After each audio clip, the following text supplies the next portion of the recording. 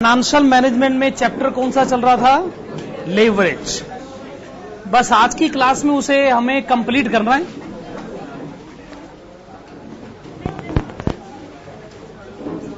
तो page number 1 पर आइएगा, पेज नंबर 1, और मैं जानना चाहूंगा कि रिमेनिंग क्वेश्चंस कौन से। क्वेश्चन नंबर 1, 2, 3 हो गए। रिमेनिंग क्वेश्चंस 4,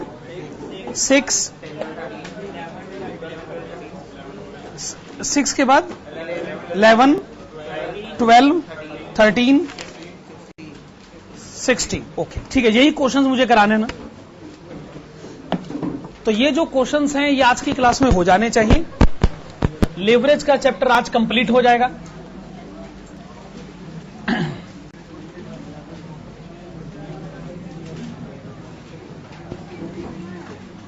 हाँ जी, चलिए आइए आज की क्लास हम शुरू करते हैं। और जो सबसे पहला क्वेश्चन हम पिक करेंगे, वो है question number 6, page number 2।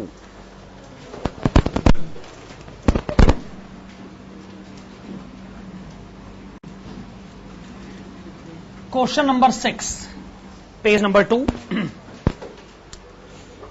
The capital structure of a company consists of 1 lakh, equity capital of rupees 10 lakh, shares of 100 each, and 10 lakhs of 10% debentures. The selling price is rupees 10 per unit. Variable cost is rupees 6 per unit. Fixed expenses rupees 2 lakh. Income tax rate 50%. The sales level is expected to increase from 1 lakh to 1,20,000 units. A. You are required to calculate number 1, percentage increase in EPS. Number 2, DFL at 1 lakh and 1,20,000 units. DOL at 1 lakh and 1,20,000 units. B. Comment on the behavior of operating and financial leverage in relation to increase in production from 1 lakh units to 1,20,000 units. A point क्या है वैसे? ठीक है, तो आइए शुरू करते हैं। सबसे पहला column particulars,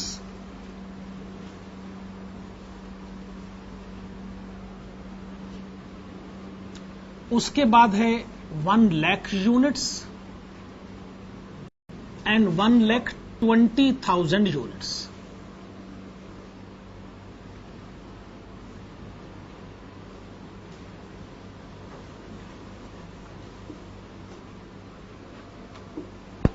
one lakh units and 1,20,000 units. वैसे क्वेश्चन में सेलिंग प्राइस पर यूनिट कितना गिवन है? सेलिंग प्राइस पर यूनिट कितना गिवन है? रुपीस 10। तो आप लिखेगा सेल्स और ब्रैकेट में लिखेगा रुपीस 10 पर यूनिट। अगर ऐसा है तो 1 लाख यूनिट की सेल कितनी हो गई? 10 lakhs। 1,20,000 यूनिट की सेल कितनी हो गई?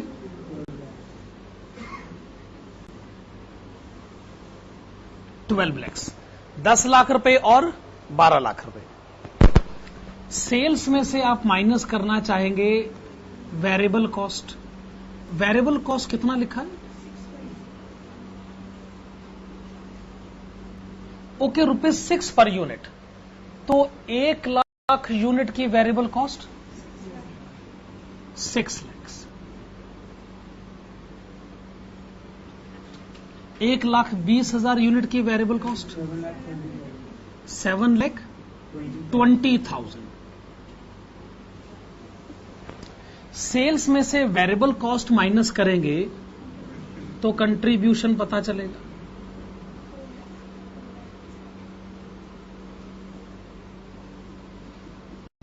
4,80,000।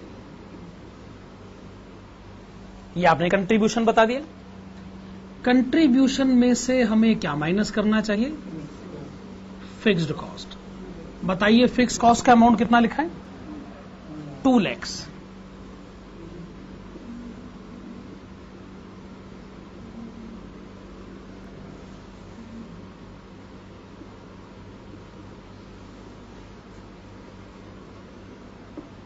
फिक्स कॉस्ट माइनस करते ही हमें ऑपरेटिंग प्रॉफिट, मेरा मतलब है ईबीआईटी, पता चल जाएगा। तो ईबीआईटी हो गया 2 लाख रुपए और हो गया 2,80,000।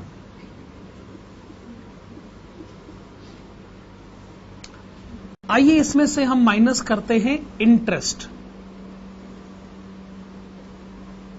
जरूर आपकी कंपनी में कोई डेट कैपिटल होगा 10 लाख रुपए का, और rate of interest 10%। Okay, 10% of 10 lakhs। तो आपको कितना इंटरेस्ट देना पड़ेगा? 1 लाख रुपए।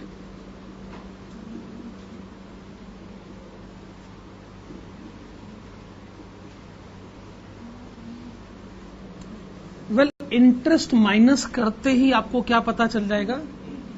ईबीटी। तो ईबीटी हो गया 1 लाख रुपए और हो गया 1,80,000। वैसे टैक्स का रेट कितना दे रखा है? 50%। 50% कितना हो गया? 50,000 एंड 90,000।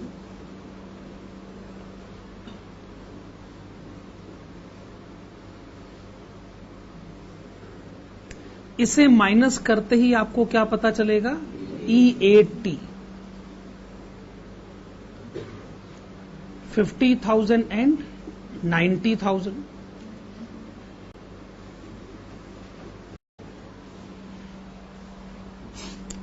अच्छा, नेक्स्ट लाइन में मैं लिखना चाहूंगा नंबर ऑफ इक्विटी शेयर्स।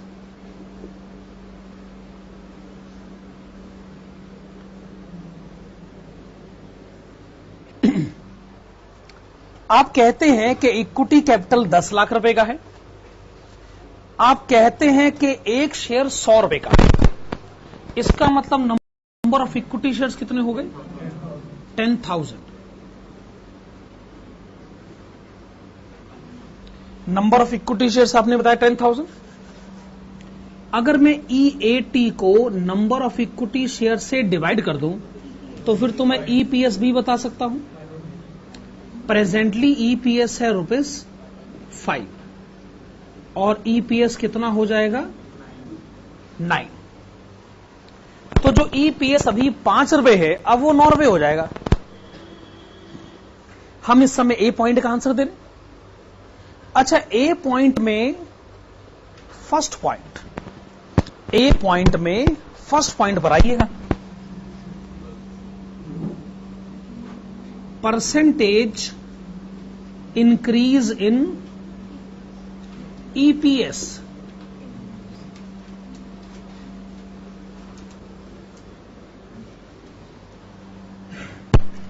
पहले आपका EPS था 5 रुपए, अब वो हो जाएगा 9 रुपए। EPS कितना बढ़ जाएगा? 5 रुपए पर 4 रुपए बढ़ जाएगा। क्या आप ये बात परसेंटेज में कह सकते हैं?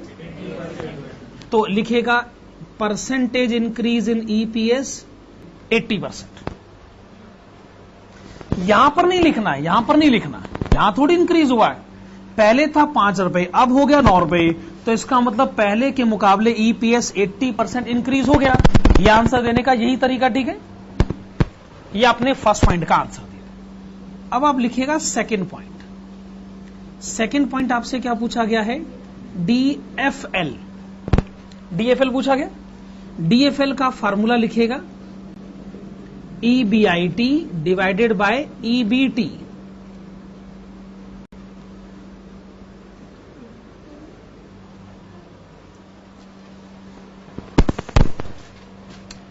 $2 lakh divided by 1 lakh.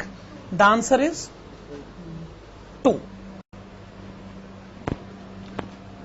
2,80,000 divided by 1,80,000, 1.56. Financial leverage 2 and 1.56. अच्छा, लास्ट में क्या पूछा गया है? DOL formula contribution divided by EBIT.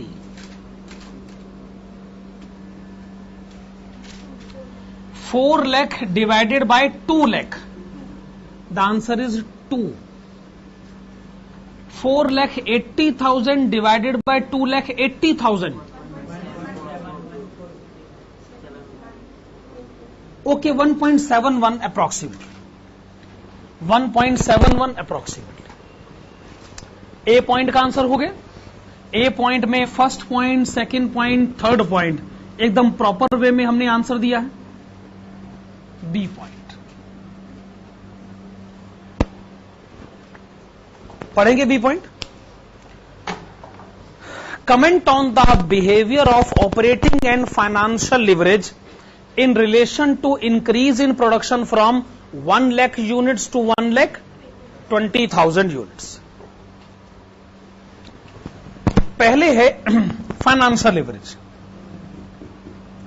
2 and 1.56.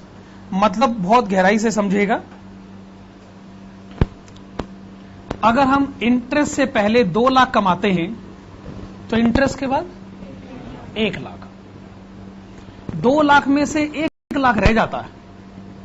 दूसरे शब्दों में 2 रुपए में से बस 1 रुपया रह जाता है. अगर हम 2 रुपए कमाते हैं इंटरेस्ट से पहले तो इंटरेस्ट के बाद 1 रुपया ही बचता है. अच्छा, अब ये 1.56 क्या कह रहा है?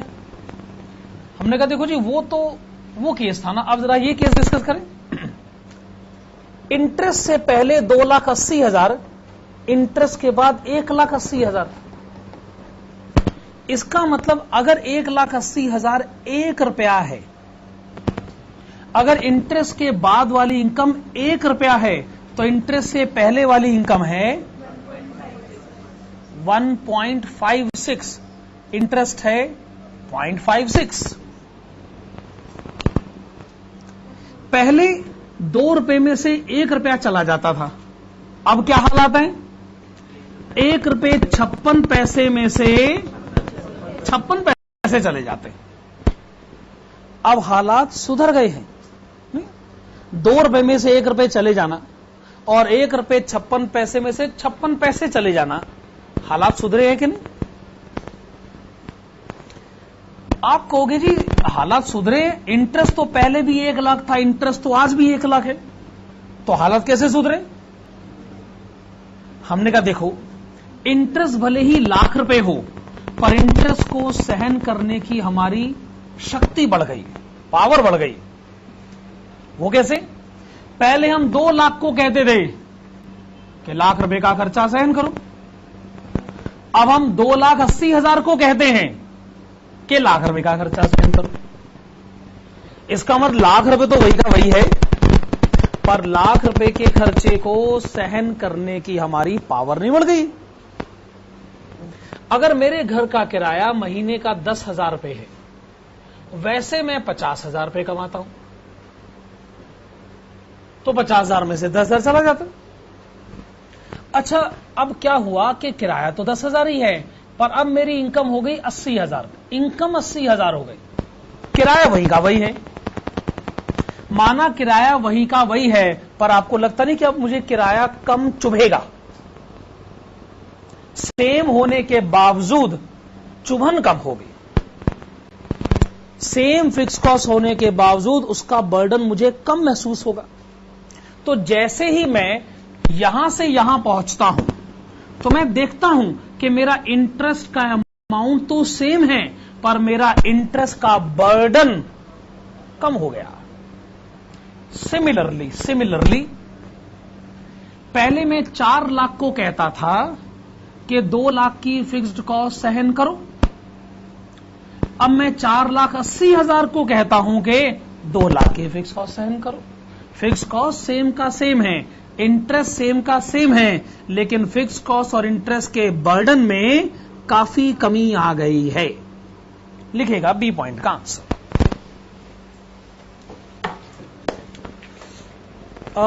लिखेगा with the increase in production,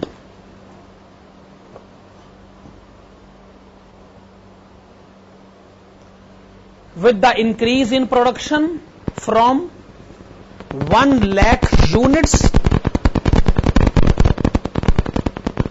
to 1,20,000 units, with the increase in production from 1 lakh units to 1,20,000 units, comma, both the operating and financial leverage, both the operating and financial leverage are reduced to a great extent.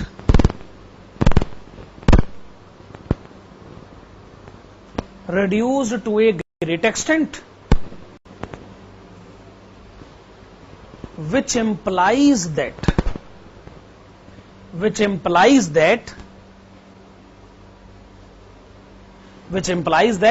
the burden of fixed cost and interest, the burden of fixed cost and interest is also reduced. The burden of fixed cost and interest is also reduced accordingly.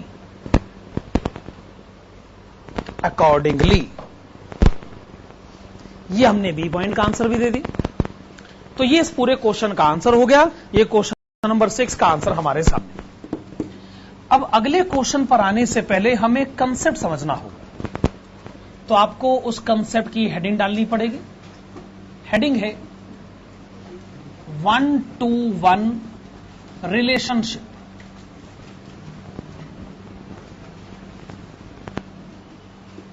अगले question पर आने से पहले हमें इस concept को समझना होगा।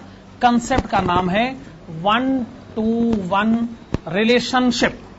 1-to-1 relationship. ओके, ये आपने हेडिंग डाल ली 1-to-1 रिलेशनशिप। पिछले क्वेश्चन में मैं क्या देखता हूं कि 10 लाख से जब मैं 12 लाख पर आया तो मेरी सेल 20% बढ़ गई, और मेरी सेल 20% क्या बढ़ी, वेरिएबल कॉस्ट भी मेरा 20% बढ़ गया। अकॉर्डिंगली कंट्रीब्यूशन भी मेरा 20% बढ़ गया। आप क्या ऑब्जर्व कर रहे हैं कि तीनों में परसेंटेज की इंफॉर्मेशन इक्वल है, सेम है। कल को अगर सेल 1% बढ़ती तो वेरिएबल कॉस्ट भी 1 ही परसेंटेज बढ़ता और कंट्रीब्यूशन भी 1 ही परसेंटेज बढ़ता। चूंकि परसेंटेज चेंज तीनों में सेम है, तो इन तीनों में जो रिलेशनशिप है उसको हम क्या कहते हैं, 1-to-1। इधर एक तो उधर भी एक, ठीक है ना। चलिए, आपने हेडिंग डाली, आप लिखेगा this type of relationship, this type of relationship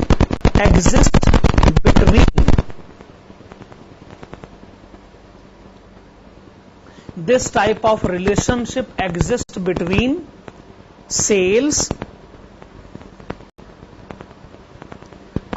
variable cost and contribution. This type of relationship exists between sales, variable cost and contribution. Full stop. It means that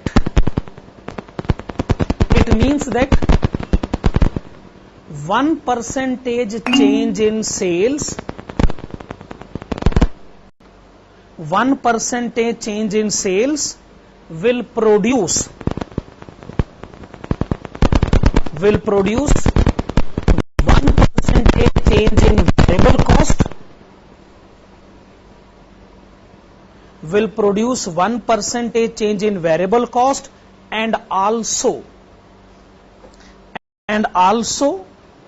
1% change in contribution.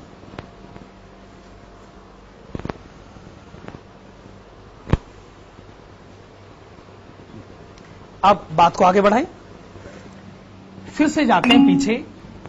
हम क्या देखते हैं कि EBIT में 40% change है।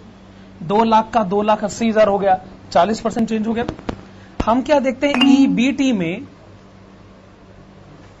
80% change है। EBT tax से पहले की इनकम और टैक्स के बाद वाली इनकम जो है उसमें भी 80% चेंज है और EPS में भी 80% चेंज है।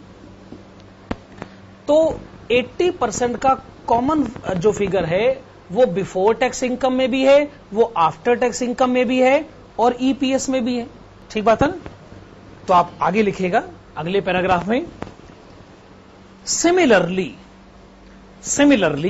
इसी तरीके से, similarly this type of relationship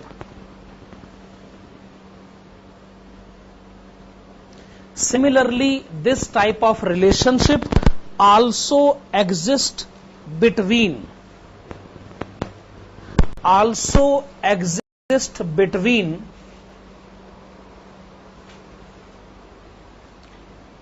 EBT, EAT and EPS. Full stop. It means that 1% change in EBT, 1% change in EBT will produce 1% change in EAT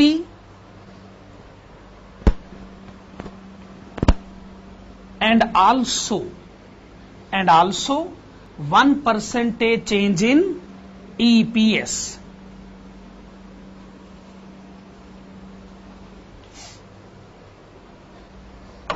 okay, मेरे ख्याल से 1-to-1 रिलेशनशिप कोई बहुत ज्यादा मुश्किल कंसेप्ट तो नहीं था ना? ठीक है, आइएगा क्वेश्चन नंबर 11 की तरफ।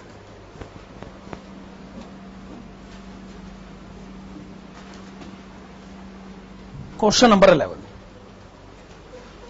From the following information calculate percentage change in EPS if sales increases by 5%।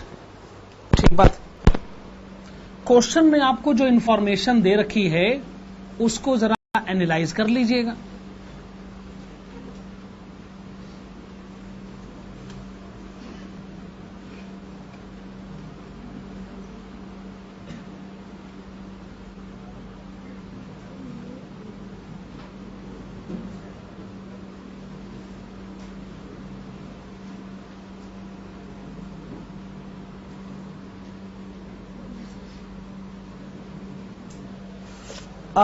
जैसा मैंने लिखा आप भी लिखिएगा। कंट्रीब्यूशन में से फिक्स कॉस्ट माइनस करा जाए तो EBIT आता है, उसमें से इंटरेस्ट माइनस करा जाए तो EBT आता है।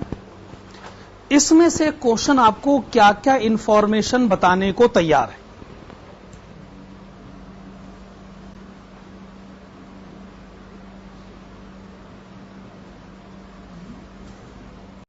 आपको EBIT कितना बताया गया है? 1200 लैक्स। अच्छा, EBT कितना बताया गया है? 500 लैक्स। अच्छा, फिक्स कॉस्ट कितना बताया गया? 800 लैक्स। जो बताया गया वो आप लिख लीजिए, जो नहीं बताया गया वो आप पता कर लीजिए। जैसे आपको कंट्रीब्यूशन नहीं बताया गया, अब आप खुद ही सोचिए कंट्रीब्यूशन कितना होगा? 2000 होगा, क्योंकि 800 का फिक्स कॉस्ट माइनस करके अगर 1200 आता है तो कंट्रीब्यूशन तो 2000 ही होना चाहिए ना। अब EBT अगर 500 है तो इंटरेस्ट कितना होना चाहिए? अब हम इस स्टेज पर आ गए हैं कि हम कोई भी लीवरेज कैलकुलेट कर सकते हैं। ऑपरेटिंग लीवरेज का formula contribution by EBIT, financial leverage EBIT by EBT, combined leverage contribution by EBT. मेरे ख्याल से हम कोई भी लीवरेज कैलकुलेट कर सकते हैं, पर हम कोई भी लीवरेज कैलकुलेट नहीं करेंगे, हम कैलकुलेट करेंगे DCL। आप इसका फॉर्मूला लिखिएगा, contribution divided bye EBT। Contribution है 2000 लैक्स, EBT है 500 लैक्स और आंसर है 4। आंसर है 4। तो आपने कंबाइंड लीवरेज कैलकुलेट किया 4। इसके नीचे आप लिखेगा आल्सो। आइए कंबाइंड लीवरेज का हम दूसरा फार्मूला लिखें, जो इसका ओरिजिनल फार्मूला। कंबाइंड लीवरेज का ओरिजिनल फार्मूला आपने क्या पढ़ रखा है? Percentage change in EBT divided by percentage change in sales.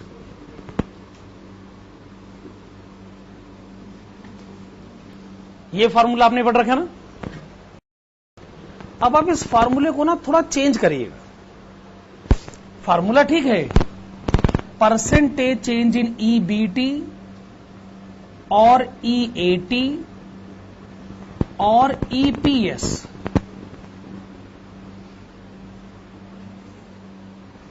आपने अभी अभी तो पढ़ा कि EBT, EAT, EPS में 1-to-1 रिलेशनशिप होता है।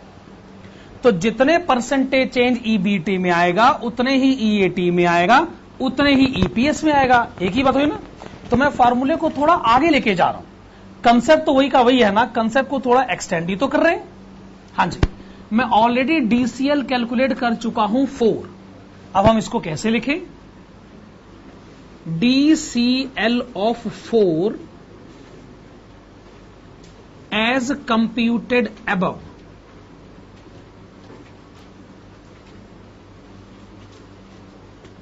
DCL of 4 as computed above implies that लिखिएगा, implies that 1% change in sales, 1% change in sales will produce 1% change in sales will produce 4% change in 4% change in EBT और EAT और EPS। Cell का change अगर हो जाए 1% तो EBT, EAT, EPS हर एक में चेंज हो जाएगा 4%। वो कहते हैं नहीं भाई, हम तो सेल में इंक्रीज करवाना चाहते हैं 5%। तो EPS में कितना इंक्रीज हो जाएगा? 5 मल्टीप्लाइड विद 4, 20%। तो लिखेगा hence if sales increases by 5%, if sales increases by 5%, comma, EPS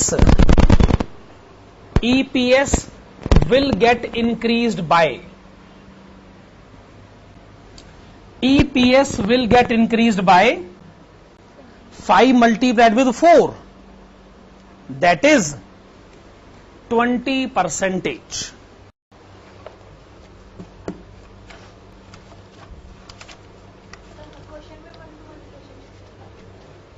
होता ही है ये 1-to-1 रिलेशनशिप। अब आप कंफर्म मान लीजिए किस किस में 1-to-1 रिलेशनशिप होता है। एक सेल्स वेरिएबल कॉस्ट कंट्रीब्यूशन में और दूसरा EBT, EAT, EPS। आप एक काम करेंगे, पेज नंबर 17 पर आइएगा।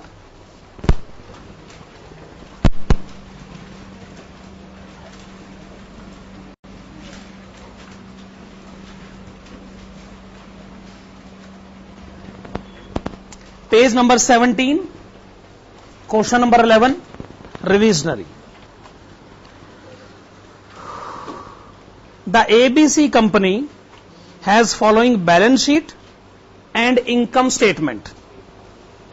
बैलेंस शीट के बाद इनकम स्टेटमेंट गिवन है. अच्छा, इनकम स्टेटमेंट में ऑपरेटिंग एक्सपेंसेस के साथ ब्रैकेट में क्या लिखा है? Including depreciation. ठीक है, नेक्स्ट पेज पर आएगा. Determine the operating leverage, financial leverage and combined leverage at current sales level given that all operating expenses excluding depreciation of rupees 52,000 are variable. Number 2, if total asset remaining the same but A, sales increasing by 20% and B, sales decreasing by 10%, what will be the EPS? आप लिखिएगा revised income statement. हालांकि question में income statement given है, पर वो income statement हमें ठीक करनी पड़ेगी अगर हमें लीवरेजेस कैलकुलेट करने हैं तो.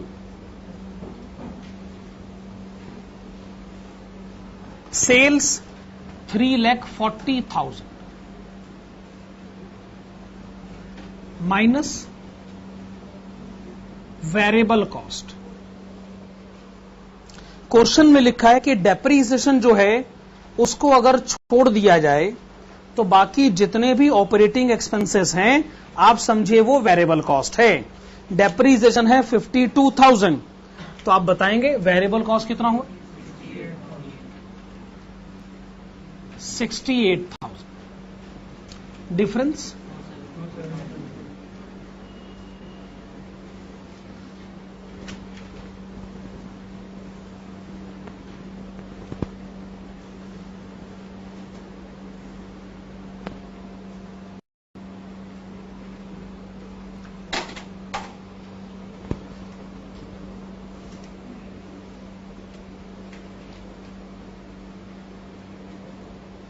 चले, फिक्स कॉस्ट आपने माइनस करा 52,000, डिफरेंस आ गया 2,20,000. 2,20,000 के सामने क्या लिखा जाए? EBIT.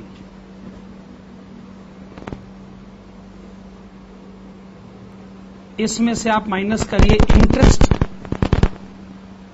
60,000. 60,000 इंटरेस्ट माइनस करते ही डिफरेंस कितना आ गया? 1,60,000. ये क्या है? Earning before tax. टैक्स का रेट कितना है? 50%.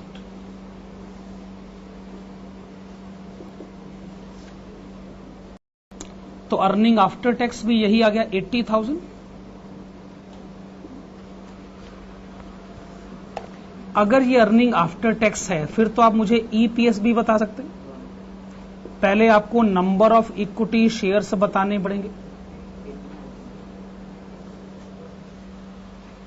नंबर ऑफ इक्विटी शेयर्स आपने मुझे बताए 80,000, वो लायबिलिटी साइड देखकर आप बता रहे, तो फिर ईपीएस कितना हो गया? ₹1, 1 रुपए.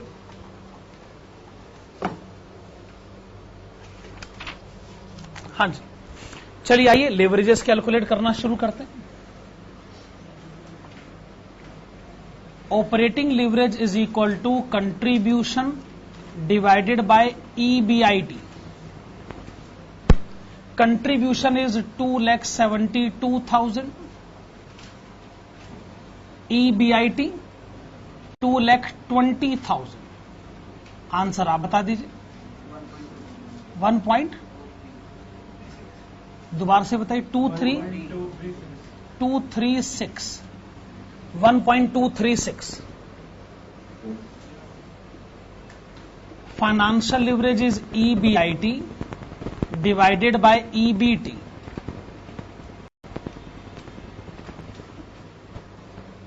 2,20,000 divided by 1,60,000. 1.375. 1.375 BCL is equal to contribution divided by EBT. 2,72,000 divided by 1,60,000. 1.7. 1.7. अब आप सेकेंड पॉइंट पर आइए। सेकेंड पॉइंट में हम क्या देखते हैं कि हमसे सेल्स और ईपीएस के बीच में कंपैरिजन पूछा जा रहा है। तो मेरे ख्याल से हमें कंबाइंड लीवरेज के ओरिजिनल फार्मूले से मदद मांगनी चाहिए।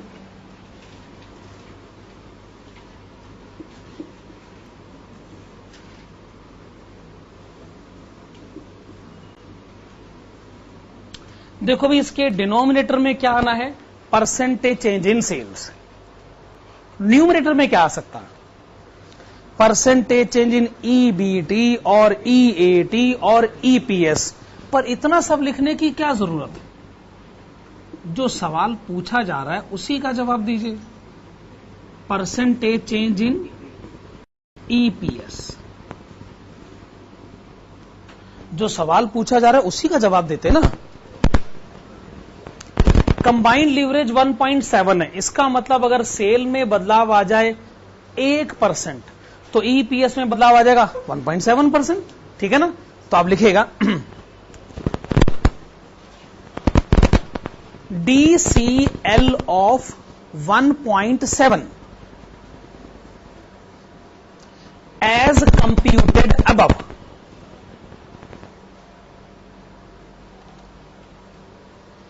implies that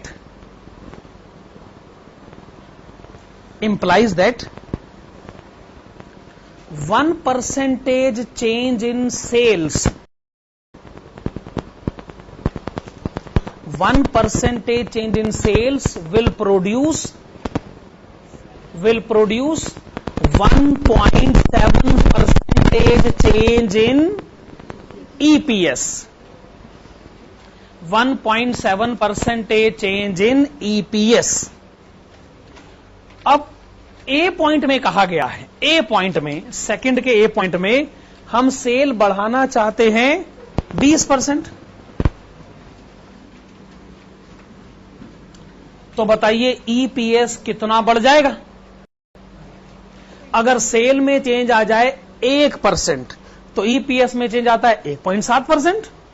अगर सेल बढ़ जाए 20% तो ईपीएस कितना बढ़ जाएगा। हां, तो लिखिएगा ए पॉइंट का answer, if sales increases by 20%, जैसा कि क्वेश्चन कह रहा है, if sales increases by 20%, comma, EPS will get increased by, EPS will get increased by 20 multiplied with 1.7, that is 34%।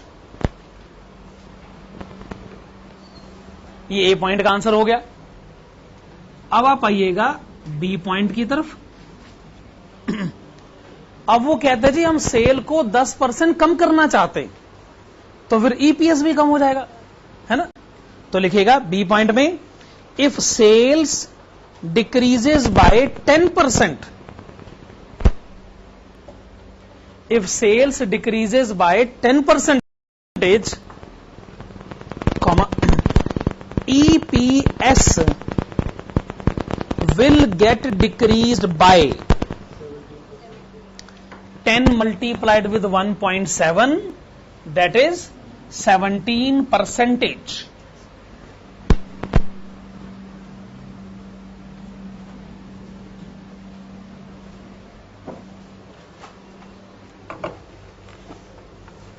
चलिए मेन क्वेश्चंस में लौट आइए।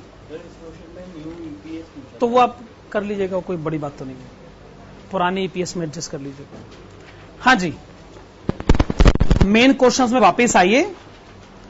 अब हमारे जो क्वेश्चन बच गए 4, एक तो क्वेश्चन नंबर 4 है 11, 12, 13, 16, 11 हो चुका, सॉरी 11 हो चुका, 12, 13, 16,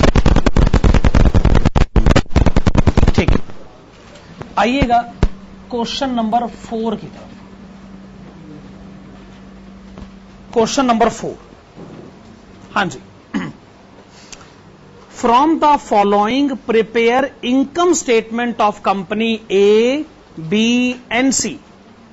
तो आपके सामने कंपनी ए, बी, सी के कंटेक्स्ट में कुछ डिटेल्स गिवन है, आप उन डिटेल्स को ऑब्जर्व करिए और आप इनकम स्टेटमेंट बनाइए तीनों कंपनियों के लिए।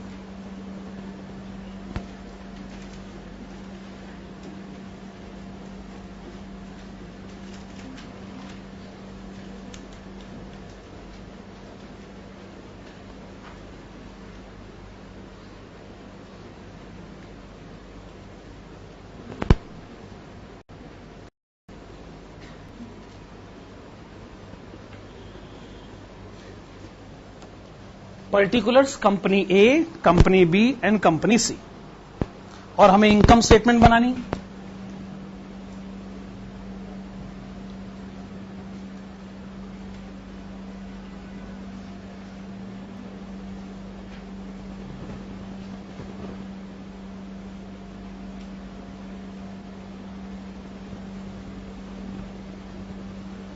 हाँ जी, सेल्स में से वेरिएबल कॉस्ट माइनस करेंगे तो कंट्रीब्यूशन आएगा,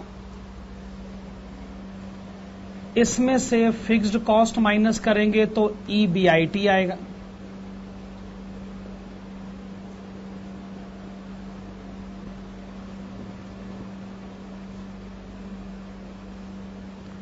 इंटरेस्ट भी माइनस करेंगे तो ईबीटी आएगा।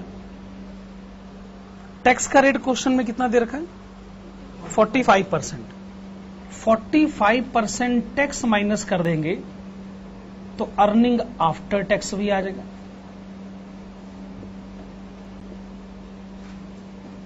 बेसिकली सोचा जाए तो क्वेश्चन यही सब हमसे पूछ रहे, हमें तीनों कंपनियों की इनकम स्टेटमेंट ही तो बनानी है।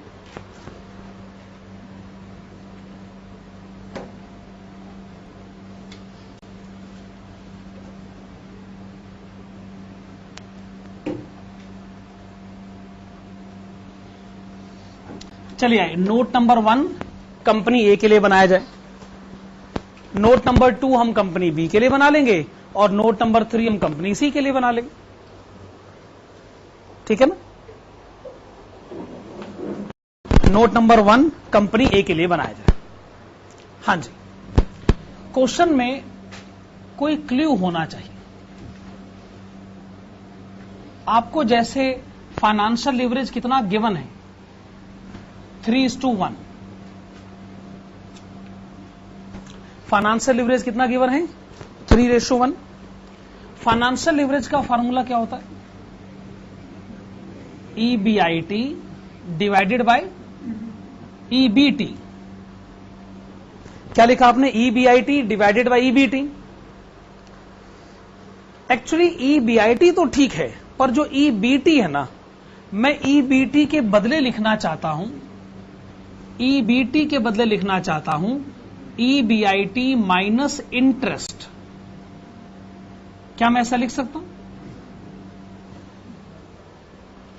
ऊपर मैंने लिखा ईबीआईटी, नीचे मैंने लिखा ईबीआईटी माइनस इंटरेस्ट, मैं ऐसा लिख सकता हूं ना? क्वेश्चन में क्या इंटरेस्ट का अमाउंट गिवन है? गिवन है, तो कितना गिवन है? 200 रुपए।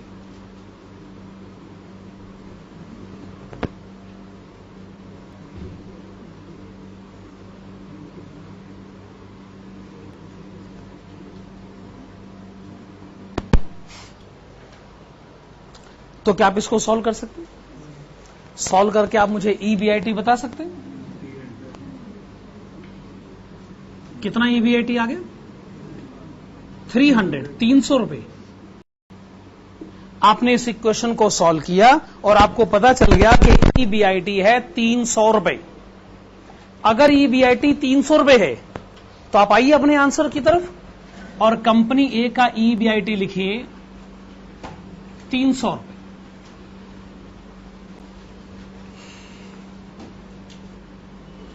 इंटरेस्ट कितना है 200 रुपए, 200 माइनस करिए, ईबीटी कितना आ गया 100 रुपए, 45% टैक्स 45 रुपए, इनकम आफ्टर टैक्स 55 रुपए, 55। लगभग आधी इनकम स्टेटमेंट तो हमने बनाई थी। अच्छा, कुछ और भी क्वेश्चन में गिवन होगा कंपनी ए के लिए। ऑपरेटिंग लीवरेज कितना गिवन है 4:1।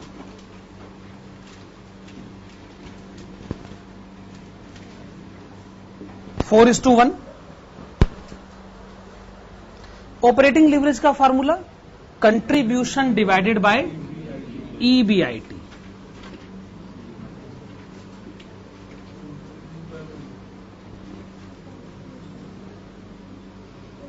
So contribution divided by EBIT is equal to 4.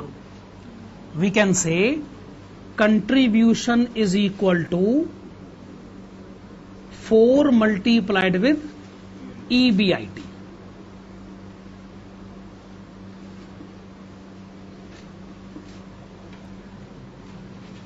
EBIT है 300 रुपए, तो 4 से मल्टीप्लाई करके क्या आ गया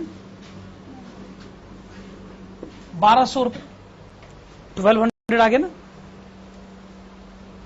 ये 1200 आप यहां पर लिख लीजिए।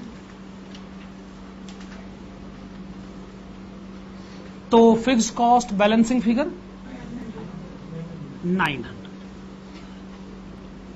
ठीक है। अब बस एक सेल्स रह गया और एक वेरिएबल कॉस्ट रह गया। फिर से वापस चलते हैं। अब कोई और क्लू क्वेश्चन में से ढूंढ के लाइए। Variable cost as percentage of sales 40%। अच्छा, एक काम करते, अगर सेल्स में से वेरिएबल कॉस्ट माइनस किया जाए तो जो डिफरेंस आता है हम उस डिफरेंस को क्या कह सकते हैं कंट्रीब्यूशन। ठीक है ना। क्या ये इक्वेशन वैलिड है? सेल्स में से अगर वेरिएबल कॉस्ट माइनस किया जाए तो डिफरेंस है कंट्रीब्यूशन। ठीक है, सेल्स को तो सेल्स ही लिखा रहने दीजिए। वेरिएबल कॉस्ट कितना है 40% ऑफ सेल्स। सेल्स तो सेल्स है, वेरिएबल कॉस्ट है 40% of sales. This difference is equal to contribution, और कंट्रीब्यूशन आपने अभी अभी बताया 1200 रुपए।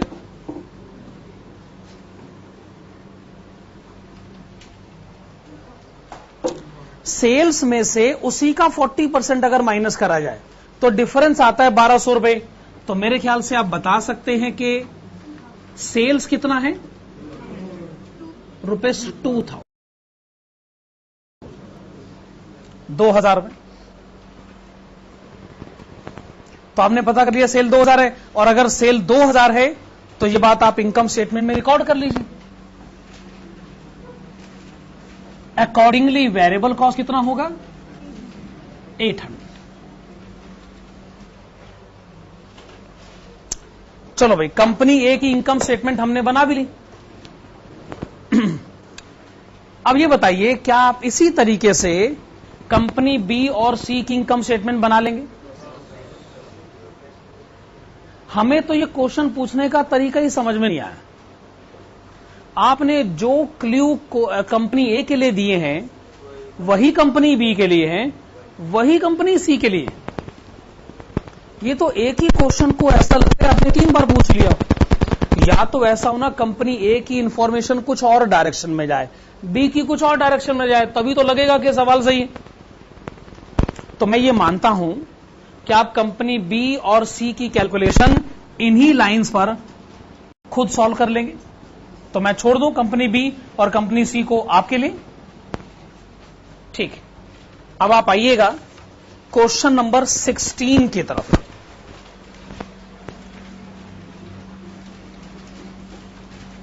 Please come to question number 16। हाँ जी, question number 16, from the following financial data of company A and company B prepare their income statement. ये तो फिर वही सवाल हुआ, पर फिर भी सवाल फिर भी ढंग से पूछा गया।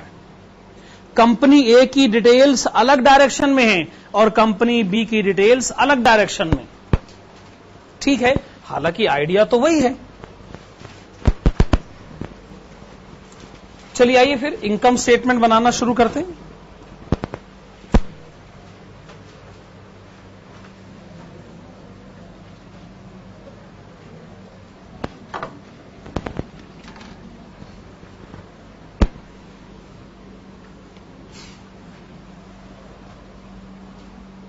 इसमें टैक्स का रेट कितना है?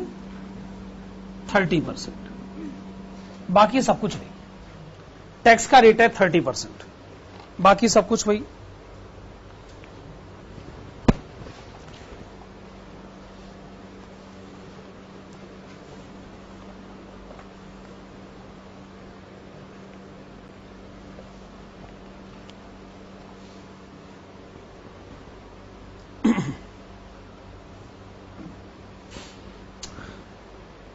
हाँ जी, शुरू किया जाए।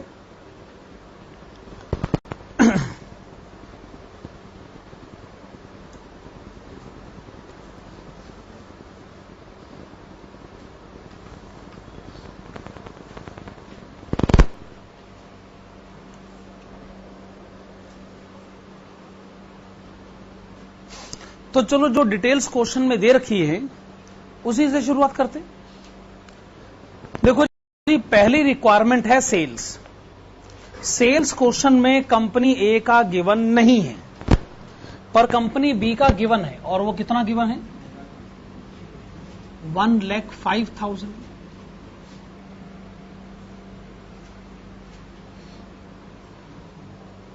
तो आपने सेल्स लिख लिया कंपनी बी का, कंपनी का तो गिवन है नहीं। अच्छा, वेरिएबल कॉस्ट कंपनी ए का गिवन है। वेरिएबल कॉस्ट कंपनी का कितना गिवन है? 56,000। कंपनी बी का कितना गिवन है? 60% ऑफ सेल्स। तो सेल्स तो 1,05,000 है, उसका 60% कितना हो गया? 63,000। Okay, now contribution. Company A का तो बता नहीं सकते, बी का बता सकते हैं। 42,000। ठीक है ना? इसमें से फिक्स कॉस्ट माइनस करनी है। ए की फिक्स कॉस्ट मालूम है 20,000, बी की फिक्स कॉस्ट मालूम नहीं।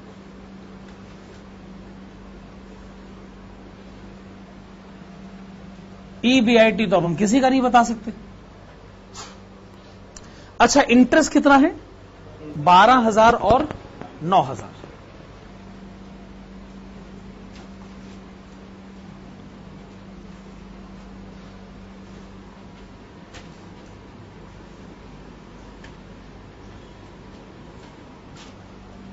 टैक्स माइनस करेंगे तो ईएटी भी पता चलेगा।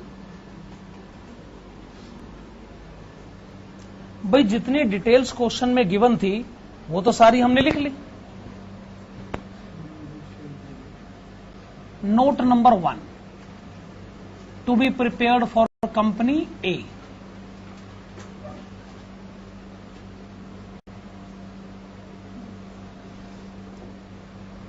हाँ, तो आपको क्वेश्चन में गिवन क्या है? कंपनी ए के कंटेक्स्ट में फाइनेंशियल लिवरेज 5।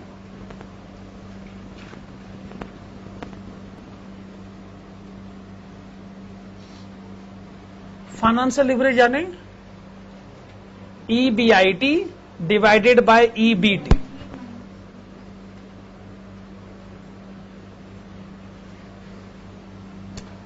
ऊपर तो ईबीआईटी ठीक है, नीचे हम ईबीटी नहीं लिखते, नीचे हम लिखते हैं ईबीआईटी माइनस इंटरेस्ट।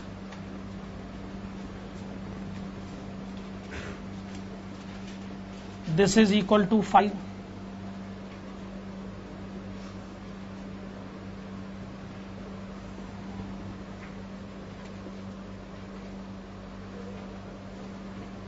इंटरेस्ट है कंपनी ए का 12,000 रुपए,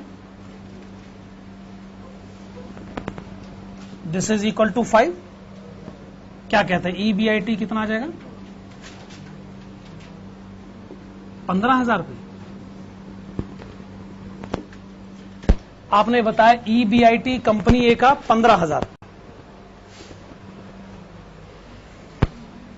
तो लिखेगा EBIT 15,000 रुपए। 15,000 रुपए EBIT आपने लिखा 15,000 रुपए। फिर तो आप इंटरेस्ट माइनस करके मुझे EBT बता सकते हैं 3,000 रुपए। 30% टैक्स कितना हुआ?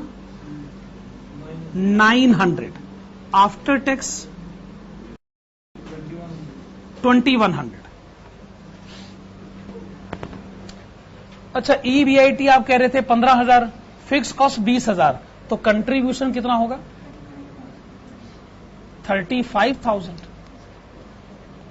वेरिएबल कॉस्ट 56,000, तो सेल्स कितना हुआ? 91,000। कंपनी की पूरी इनकम स्टेटमेंट बना दी हमने।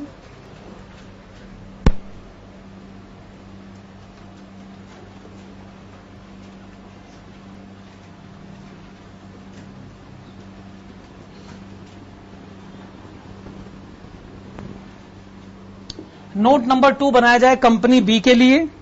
ऑपरेटिंग लीवरेज आपको गिवन है 4।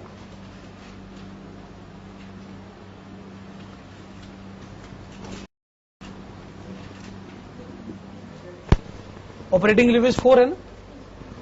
ऑपरेटिंग लीवरेज का फार्मूला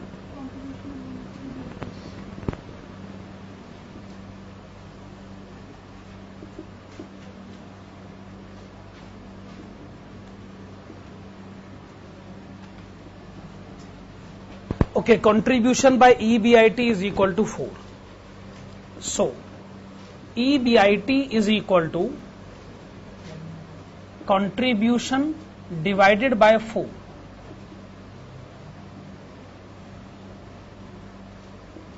कंट्रीब्यूशन है 42,000, इससे आप 4 से डिवाइड करिए 10,500। 10,500 ये आपने मुझे बता दिया EBIT। अगर EBIT 10,500 है तो फिक्स कॉस्ट कितना हुआ वैसे? 31,500। इंटरेस्ट माइनस अगर आप करें तो EBT कितना आएगा? 1,500। 30% टैक्स 450। 1050।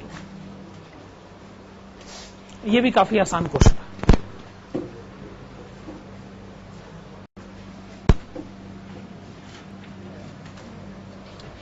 अब हमारे पास रह गए 2 क्वेश्चन।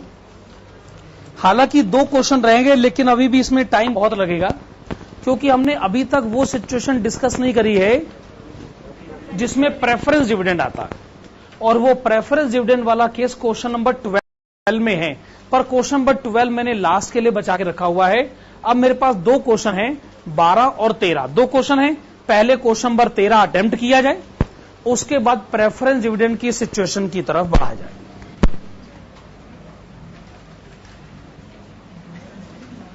क्वेश्चन नंबर 13, हाँ जी, question number 13। A company has operating leverage of 1.2 as against 1.25 during the previous year. अगर पिछले साल आपका ऑपरेटिंग लीवरेज 1.25 था तो इस साल आपका ऑपरेटिंग लीवरेज है 1.2। If the current fixed cost is 25% more than that of previous year, to what extent has the contribution earned by the firm changed over the previous year? तो आप एक काम करेगा, आप हेडिंग डालेगा प्रीवियस ईयर।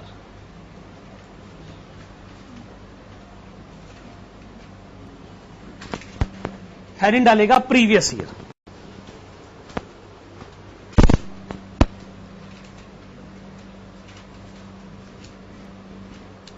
ऑपरेटिंग लीवरेज का formula क्या था वैसे?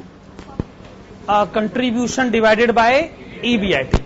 मैं इस फार्मूले को कुछ ऐसे लिखना चाहूंगा, कंट्रीब्यूशन तो ठीक है, पर जो नीचे ईबीआईटी है उसके बदले मैं लिखना चाहूंगा contribution minus fixed cost. Obviously मैं इसे लिख सकता हूं, न्यूमरेटर में मैंने लिखा कंट्रीब्यूशन, कंट्रीब्यूशन जाने फिक्स कॉस्ट से पहले, और डिनोमिनेटर में फिक्स कॉस्ट के बाद, यानी कंट्रीब्यूशन माइनस फिक्स्ड कॉस्ट। आप कहते हैं कि अगर इस साल ऑपरेटिंग लीवरेज 1.2 है तो पिछले साल वो 1.25 था। हम पिछले साल की ही बात कर रहे हैं, तो ऑपरेटिंग लीवरेज लिखिए 1.25। अब हमें पिछले साल का ना तो कंट्रीब्यूशन मालूम है और ना फिक्स कॉस्ट मालूम है, और क्वेश्चन में ऐसी कोई इंफॉर्मेशन है भी नहीं कि हम पिछले साल का कंट्रीब्यूशन या फिक्स कॉस्ट पता भी कर पाए। अब यहां से आंसर हमारे एजम्पशन पर आगे बढ़े। इसमें से कोई एक तो मुझे एज्यूम करना चाहिए। एक काम करता हूं, मैं ये एज्यूम कर लेता हूं कि पिछले साल मेरा कंट्रीब्यूशन 1000 पे था।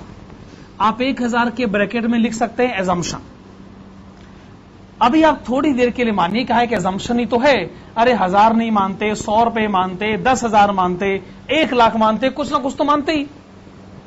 तो आप मानिए कि पिछले साल कंट्रीब्यूशन था 1000 रुपए।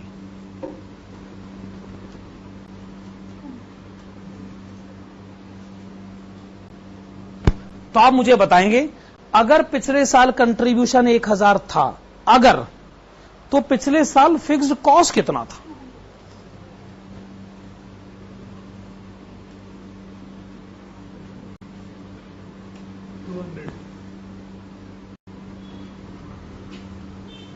$200। आप कहना चाहते हो ₹200?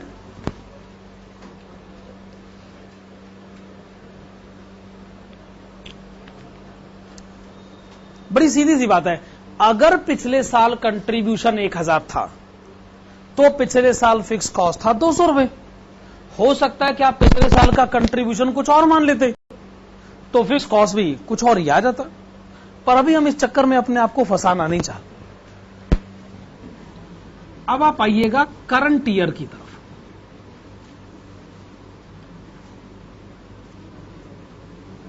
अब आप आइएगा करंट ईयर की तरफ। क्वेश्चन कहता है पिछले साल के मुकाबले इस साल फिक्स कॉस्ट बढ़ रहा है, और कितना बढ़ रहा है? 25%। अगर पिछले साल फिक्स्ड कॉस्ट 200 रुपए था, जो कि आपने अभी अभी कहा है, वो कहते हैं जी आप इसमें 25% इंक्रीज करिए, 250, 250 रुपए। क्या ये बात सही? अच्छा, एक बार फिर से ऑपरेटिंग लीवरेज का फार्मूला लिखा जाए। Contribution divided by contribution minus fixed cost.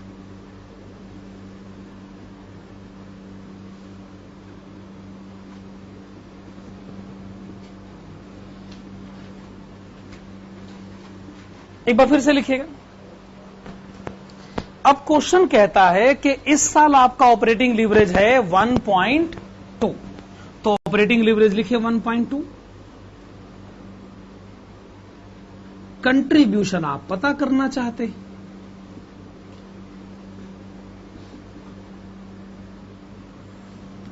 और इस साल का फिक्स्ड कॉस्ट आपने क्या लिखा है अभी अभी?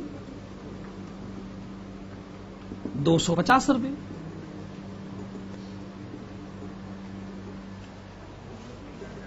क्या आप इस इक्वेशन को सॉल्व करके इस साल का कंट्रीब्यूशन मुझे बता सकते हैं? 1500 रुपए। तो आप लिखिएगा कंट्रीब्यूशन 1500 रुपए।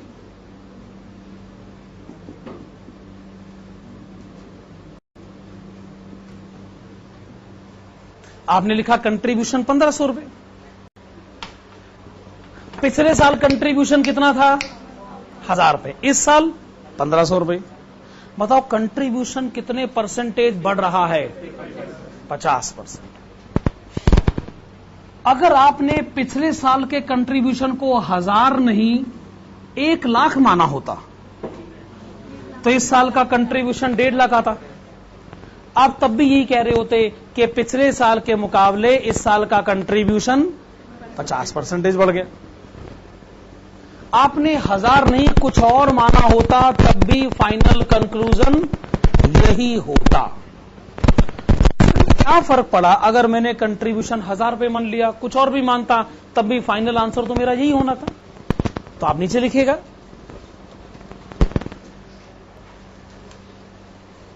As compared to previous year, as compared to previous year, comma, it is observed that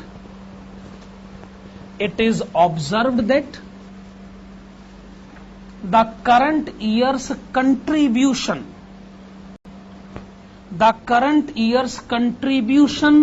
has increased by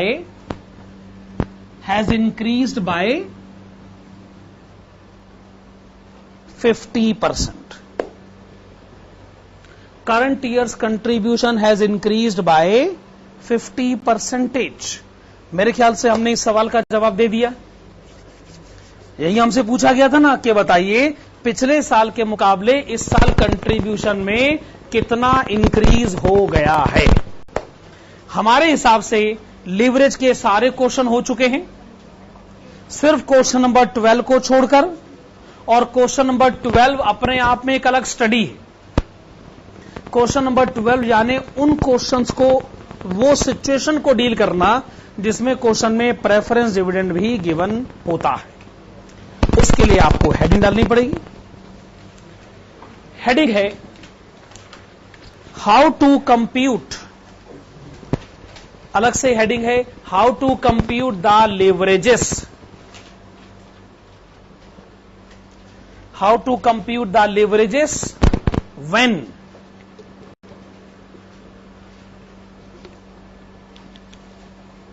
the preference dividend,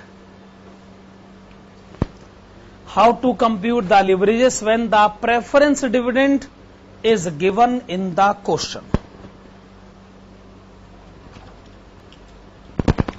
अगर क्वेश्चन में प्रेफरेंस डिविडेंड गिवन हो तो हम लेवरेजेस को कैसे कैलकुलेट करेंगे, ये हेडिंग है। मैंने आपको लास्ट क्लास में कहा भी था कि सारे रिविजनरी क्वेश्चन कर लेना, बस वो प्रेफरेंस डिविडेंड वाले क्वेश्चन मत करना। बस समझ लीजिए हम इस चैप्टर के लास्ट स्टेज पर आ गए हैं। प्रेफरेंस डिविडेंड अगर गिवन हो तो लेवरेजेस कैसे कैलकुलेट करा जाता है, ये आइडिया हमारे पास है। तो लिखिएगा number 1, DOL is equal to, DOL is equal to, formula लिखिएगा contribution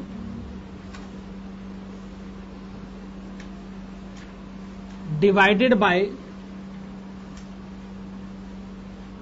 contribution minus fixed cost.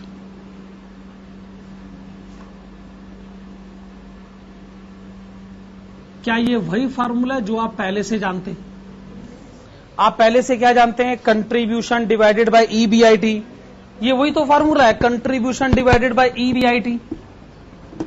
सवाल ये उठता है कि अगर प्रेफरेंस डिविडेंड क्वेश्चन में है तो ऑपरेटिंग लीवरेज का फार्मूला बदल क्यों नहीं रहा? ऑपरेटिंग लीवरेज कहता है जी मैं क्यों बदलूं अपने आप को, पहले तो आप ये बताइए। अरे प्रेफरेंस डिविडेंड का बिजनेस से क्या लेना देना है ये तो बताइए। प्रेफरेंस डिविडेंड आपकी फाइनेंशियल प्रॉब्लम है,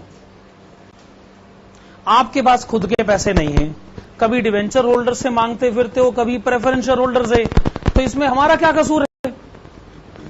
तो जहां तक बिजनेस कैलकुलेशंस का सवाल है, जहां तक ऑपरेटिंग लीवरेज का सवाल है, प्रेफरेंस डिविडेंड है या नहीं है, कुछ लेना देना नहीं, हम फार्मूले में असर नहीं डालेंगे। आइए फाइनेंशियल लीवरेज पढ़ लेते हैं हम लोग। फाइनेंशियल लीवरेज का फार्मूला क्या होता है? EBIT डिवाइडेड बाय EBT, जो हमने अब तक पढ़ रखा है। हमने अब तक तो ये पढ़ रखा ना। तो मैं ये कह रहा था, जैसे इंटरेस्ट एक फाइनेंशियल एक्सपेंडिचर होता है, वैसे प्रेफरेंस डिविडेंड भी तो एक फाइनेंशियल एक्सपेंडिचर होता है ना। आपके पास खुद के पैसे नहीं है, डिवेंचर होल्डर से पैसे मांगे, इंटरेस्ट देना पड़ा। प्रेफरेंस शेयर होल्डर से पैसे मांगे, प्रेफरेंस डिविडेंड देना पड़ा। तो जैसे आप इंटरेस्ट को पढ़ रहे थे, अकॉर्डिंगली आप प्रेफरेंस डिविडेंड को भी पढ़िए। इसके डिनोमिनेटर में आप क्या लिखेंगे? EBIT minus interest.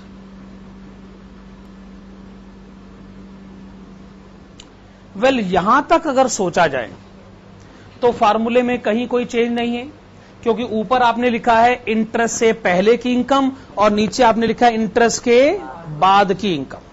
यहां तक फार्मूले में कोई चेंज नहीं है। माइनस प्रेफरेंस डिविडेंड,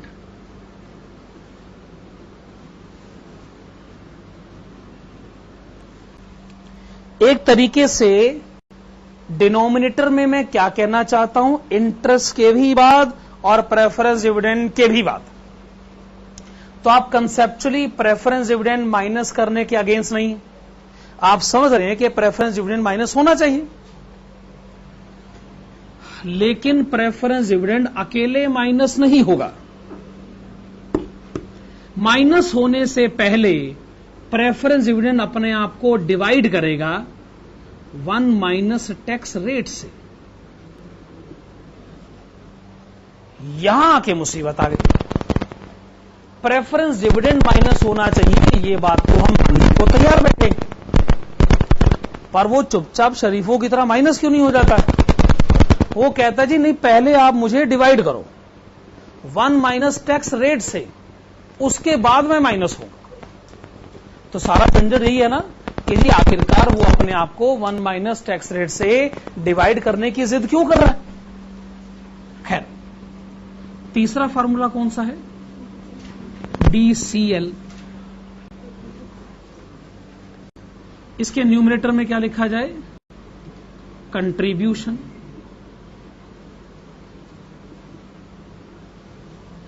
अब इसके डिनोमिनेटर में क्या लिखा जाए? Contribution minus fixed cost minus interest.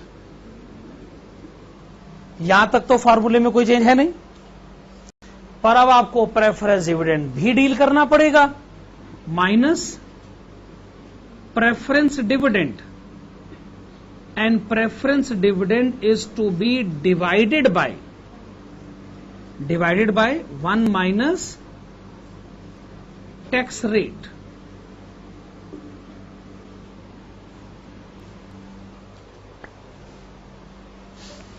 मुझे सिर्फ एक सवाल का जवाब आपको देना है कि 1 माइनस टैक्स रेट से डिवाइड आखिरकार क्यों किया जा रहा है?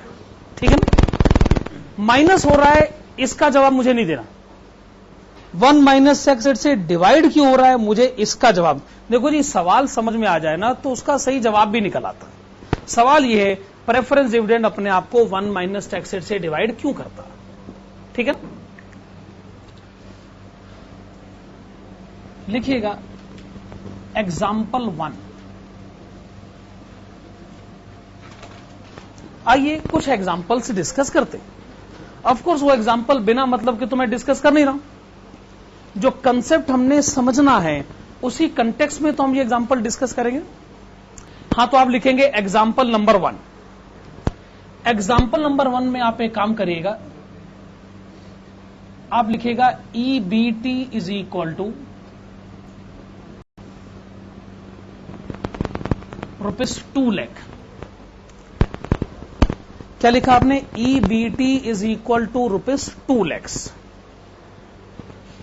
फिर लिखेगा टैक्स रेट 40%,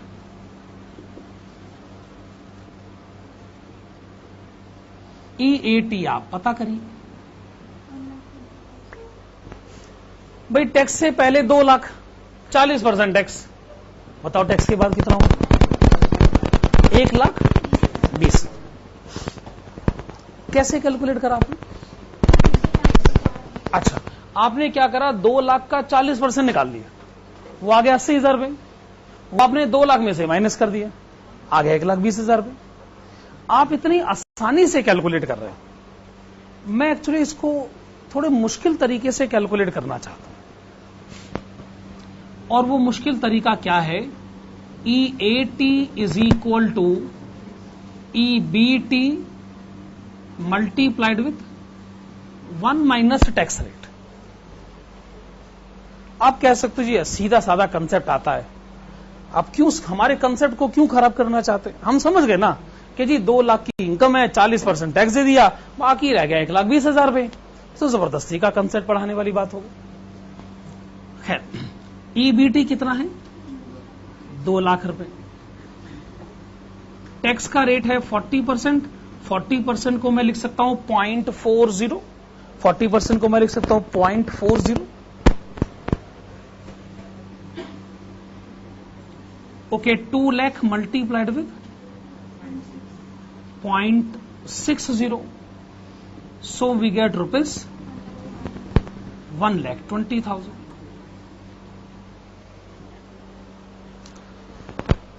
देखो जी, अगर आप कमाते 1 रुपया हो तो आपको 40 पैसे का टैक्स तो देना पड़ेगा, तो क्या बच जाएगा? 60 पैसे। मतलब एक आदमी 1 रुपया कमाए तो सिर्फ 60 पैसे बचते हैं उसकी जेब में। कहता अच्छा बताओ, अगर मैं 2 लाख कमाऊं तो मेरी जेब में कितने रुपए बचेंगे? 1,20,000 रुपए। बड़ी सिंपल सी कैलकुलेशन थी। अच्छा, ये आपने एग्जाम्पल नंबर 1 लिख लिया ना। अब आप लिखेगा एग्जाम्पल नंबर 2। अब आप लिखो एग्जाम्पल नंबर 2। एग्जाम्पल नंबर 2 में आप लिखेगा EAT is equal to EAT is equal to 1,80,000, 1,80,000। EAT is equal to 1,80,000। Tax का रेट 40%। बताओ EBT कितना हो? एक आदमी कहता है मैंने 40% टैक्स देने के बाद 1,80,000 रुपए कमाए हैं। बताओ मैंने टैक्स से पहले कितने रुपए कमाए थे? कितने? 3 लाख रुपए। कितना आसान है। लेकिन हम बातों को आसान तरीके से पढ़ना नहीं चाहते, हम बीच में जबरदस्ती फार्मूला डाल रहे। खैर, हमने पिछले एग्जाम्पल में भले ही जबरदस्ती सही आपको एक फार्मूला पढ़ा दिया। क्या फार्मूला पढ़ा दिया? EAT is equal to EBT multiplied with 1 minus tax rate, और आपने इसे मान लिया। क्या जी ठीक तो है फार्मूला? अगर ये फार्मूला सही है तो मैं इस फार्मूले को क्या ऐसे लिख सकता हूं? EBT is equal to EAT divided by 1 minus tax rate. क्या मैं ऐसे लिख सकता हूं? भले ही जबरदस्ती सही, मैं लिख तो सकता ही हूं ना भाई।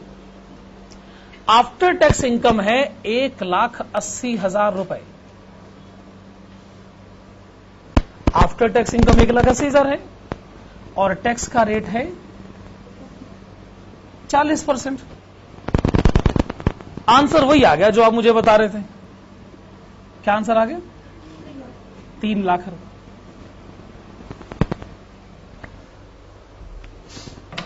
और आपने कहा जी जबरदस्ती की मेहनत आप भी कर रहे हैं, अननेसेसरी बेकार की बातें पढ़ा रहे।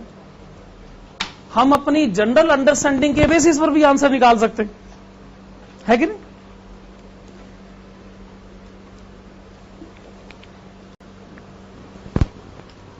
बिना मतलब के तो कोई बात कही नहीं जाती, ये तो बात आप मानते। चलो जी, एक बात तय हुई। अगर कोई मुझे बिफोर टैक्स इनकम बता दे और मुझसे पूछे जी आफ्टर टैक्स इनकम बताओ, तो मुझे क्या करना चाहिए? 1 माइनस टैक्स रेट से मल्टीप्लाई कर देना चाहिए, है ना। अगर बिफोर टैक्स इनकम को 1 माइनस टैक्स रेट से मल्टीप्लाई कर दिया जाए तो क्या आफ्टर टैक्स इनकम बताई जा सकती है? चलो तय हो गया। अगर आप बिफोर टैक्स बताओगे, आफ्टर टैक्स पूछोगे तो हम 1 माइनस टैक्स रेट से मल्टीप्लाई करेंगे। अच्छा, दूसरी बात, अगर कोई आपको आफ्टर टैक्स इनकम बता दे और बिफोर टैक्स पूछे तो क्या करना चाहिए? ओके, चलो भाई तय हो गया, तय हो गया। अगर आप हमें आफ्टर टैक्स इनकम बताओगे और हमसे बिफोर टैक्स इनकम पूछोगे तो हम 1 माइनस टैक्स रेट से डिवाइड कर देंगे। क्या ये बात सही है?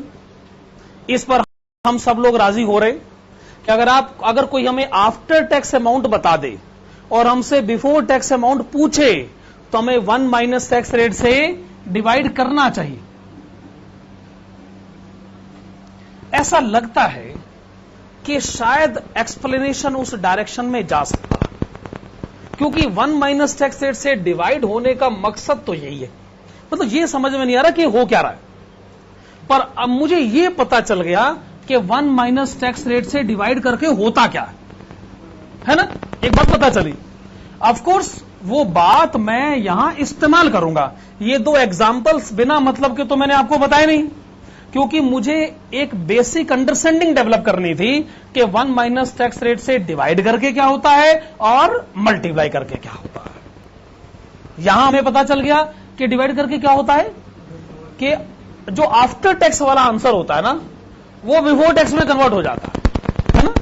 अगर आफ्टर टैक्स आंसर को बिफोर टैक्स बनाना हो तो 1 माइनस टैक्स रेट से डिवाइड करना चाहिए। चलो भाई, इतनी बात पता चलो, बस इतनी बात पता करनी थी और क्या करना था।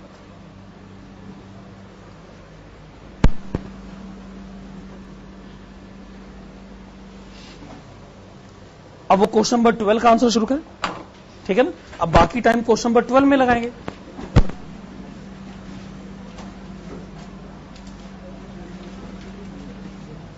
अब क्वेश्चन नंबर 12 का आंसर देते, फिर देखते हैं कि आखिरकार प्रेफरेंस डिविडेंड अपने आप को 1 माइनस टैक्स रेट से क्यों डिवाइड करता है कि नहीं। जवाब तो होते नहीं है, जवाब तो ढूंढ के लाने पड़ते हैं।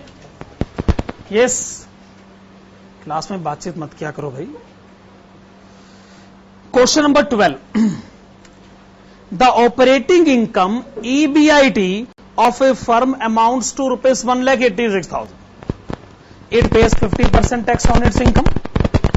Capital structure consists of the following: 14% debenture, 15% preference share, equity share, required number 1 EPS and number 2 degree of financial leverage.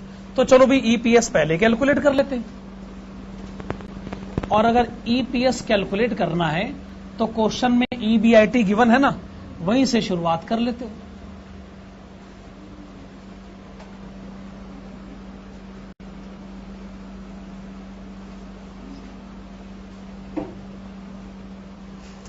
Debentures हैं 5 लाख रुपए के, रेट ऑफ इंटरेस्ट है 14%। 5 लाख के डिबेंचर्स पर अगर 14% इंटरेस्ट दिया जाए तो कितना इंटरेस्ट हो गया? 70,000। अच्छा, डिफरेंस 1,16,000, इसको क्या कहा जाए?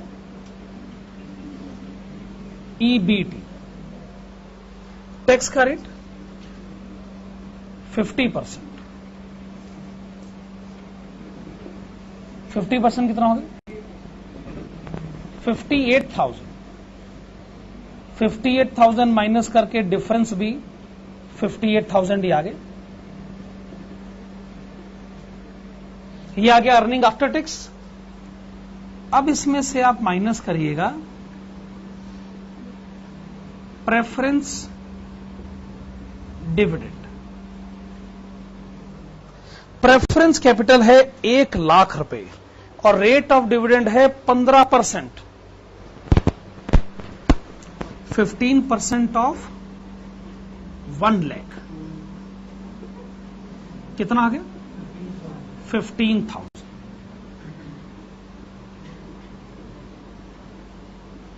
डिफरेंस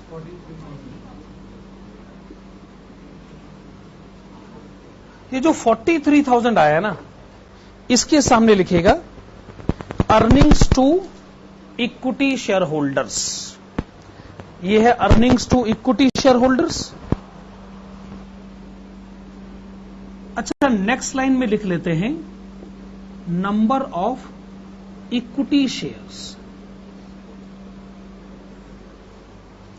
अब आपने क्वेश्चन में पढ़ा है कि इक्विटी कैपिटल 4 लाख रुपए का, एक शेयर 100 रुपए का है, तो नंबर ऑफ इक्विटी शेयर कितने हुए? 4000। अब लास्ट में हमें क्या कैलकुलेट करना चाहिए? ईपीएस। तो अब 43,000 को 4,000 से डिवाइड कर दो, 10.75। क्वेश्चन की सेकंड रिक्वायरमेंट क्या है? कैलकुलेट करें degree of financial leverage, DFL। और चूंकि क्वेश्चन में प्रेफरेंस डिविडेंड गिवन है, तो फार्मूला आपको प्रेफरेंस डिविडेंड के केस वाला ही लगाना पड़ेगा। और फार्मूला क्या है? EBIT divided by EBIT minus interest and minus preference dividend which is to be divided by 1 minus tax rate. Preference dividend is to be divided by 1 minus tax rate. EBIT ये रहा 1,86,000।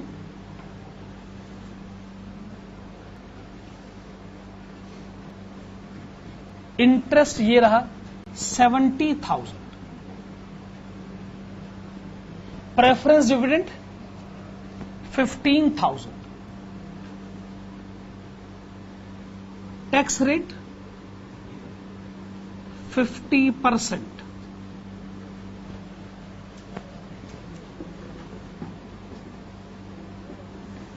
$1,86,000 divided by 1,86,000 minus 70,000 minus 30,000, 2.16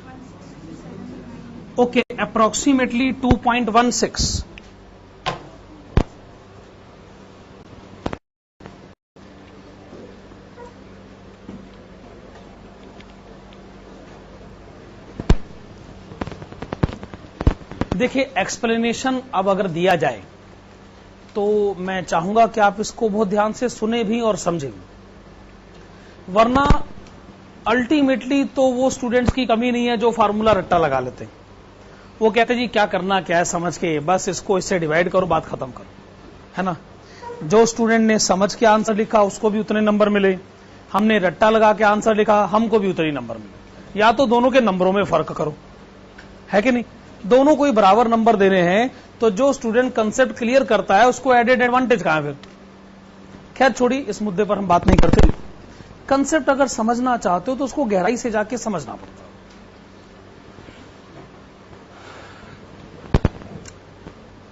burden यानी बोझ। अगर आप कहते हो कि मेरे सर पे 15,000 का बोझ है, तो उसे 30,000 क्यों कहा जा रहा है?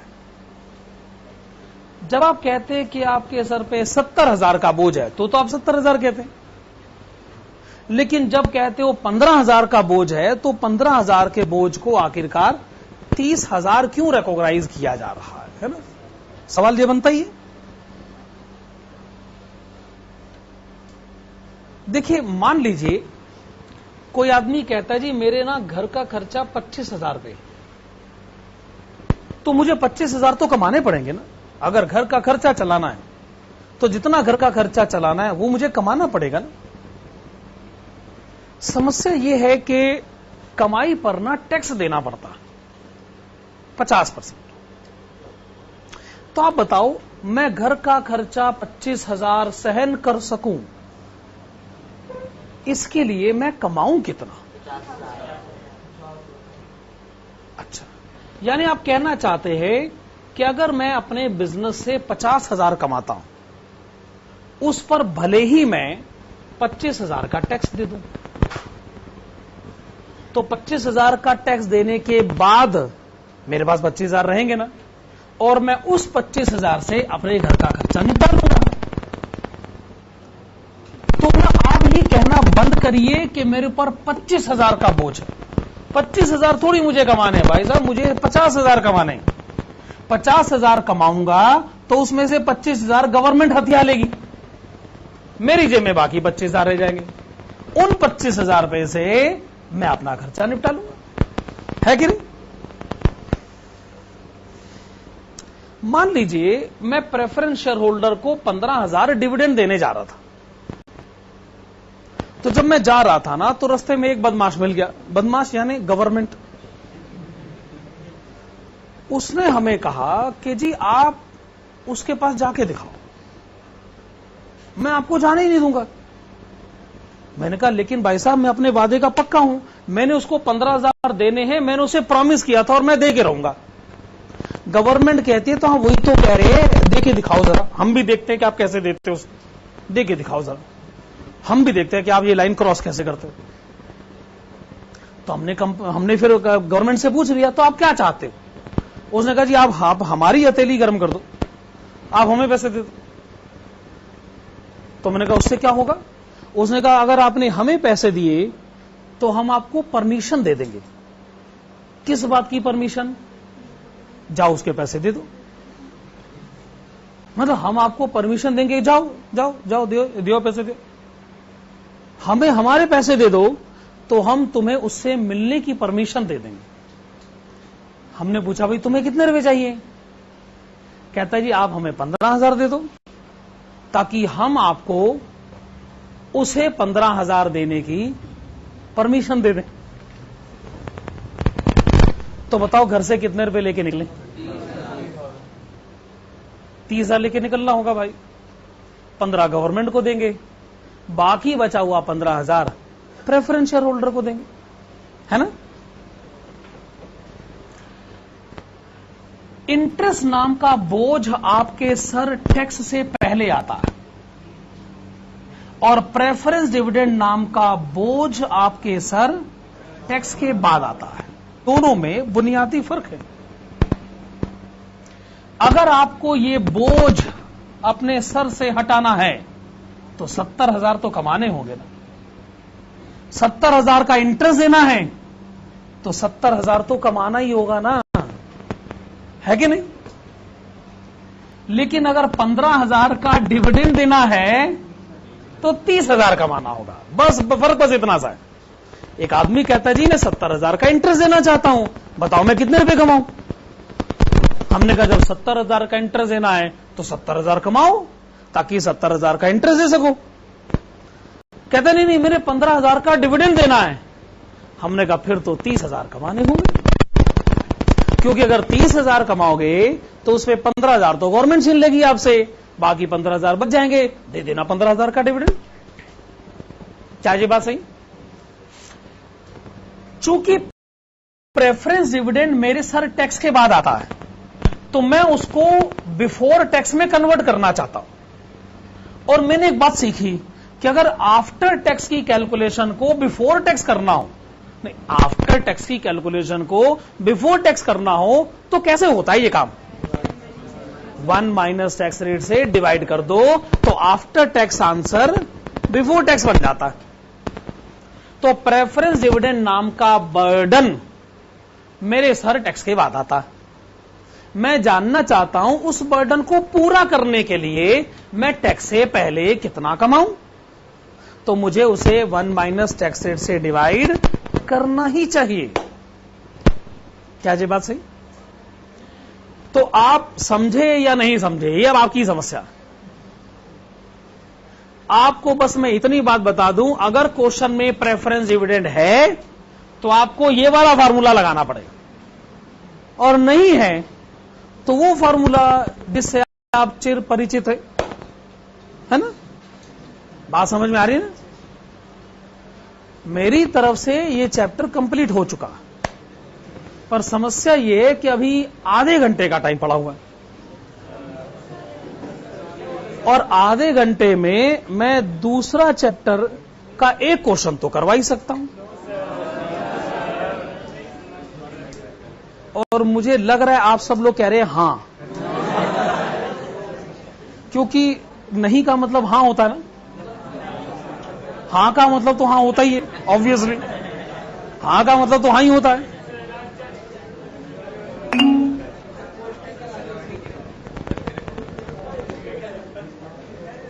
चलो ठीक है, एक्सेप्शन के तौर पे, हालांकि ये मेरी आदत नहीं है, मैं आज की क्लास यहां छोड़ देता हूं, और ये एक्सेप्शनल केस है, वरना मैं ऐसा करता नहीं।